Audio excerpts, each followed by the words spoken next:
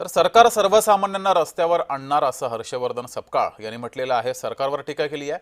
तर सरकार हे इव्हेंटमध्ये व्यस्त आहे असं विजय वडेट्टीवार यांनी म्हटलंय। इंधन दरवाढीबाबत काँग्रेसनं सरकारवर टीका केली आहे। क्रूड ऑइलचा भाव हा तळाशी असताना पेट्रोलचे भाव हे गगनाच्या पर्यंत वाढवण्याचं काम मोदीजींनी त्यांच्या कार्यकाळात 2014 पासून सातत्याने केलं आणि या काळात प्रचंड मोठा नफा जो आहे हा आपल्या ऑइल कंपन्यांना झाला आणि त्यांच्या ज्या दोन मित्रांच्या ज्या कंपन्या आहेत, नायरा अजून रिलायन्सच्या जे पेट्रोल पंपची ज्यांची जे लिंक आहे, त्यांच्या ज्या रिफायनरी आहेत, त्यांना तर कमालीचा फायदा हा मोदींनी करून दिला।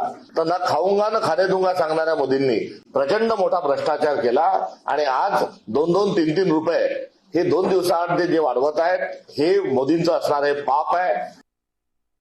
टप्प्याटप्प्याने पुढच्या महिन्याभरामध्ये 1.5 महिन्यामध्ये 150 रुपये डिझेल झालेला दिसेल, 170 रुपये पेट्रोल झालेला दिसेल।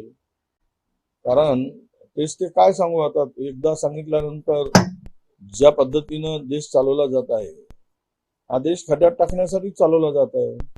देशातील गरीब माणूस, देशातील मध्यमवर्गीय माणूस हा मरणारच आहे, याला मारायसाठीच सरकार आलेलं आहे।